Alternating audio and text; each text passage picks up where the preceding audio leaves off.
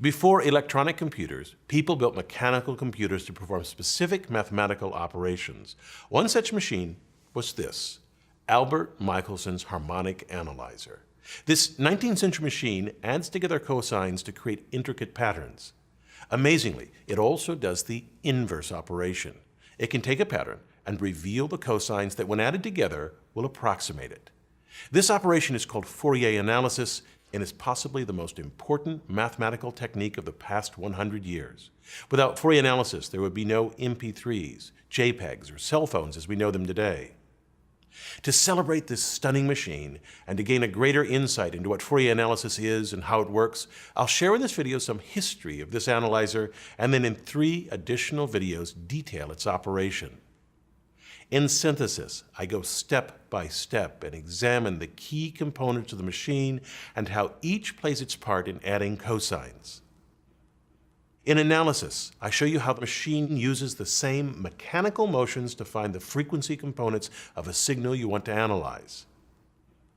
And in operation, I show the steps an operator of this machine must go through to perform these calculations.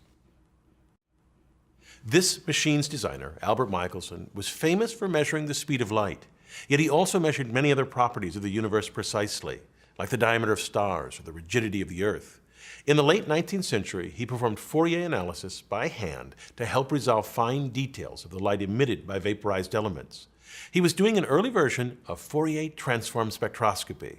These hand calculations were laborious, so he invented this machine to automate these calculations. He built a prototype machine similar to this one in 1897, and then a larger prototype 4 times the size a year later. The machine was then commercialized by William Gartner and Company. They made precision scientific instruments often designed by Michelson. In their 1904 catalog, they advertised this machine, which can add up to 20 different sinusoids, as well as a larger version that calculated with 80 sinusoids.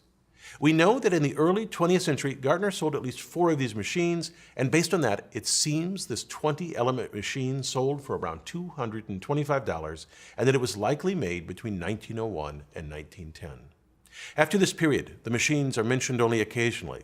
We found pictures of several different configurations until it made one last public appearance in an improved form at the 1933 World's Fair in the Great Hall of Science in an exhibit called The Magic of Analysis.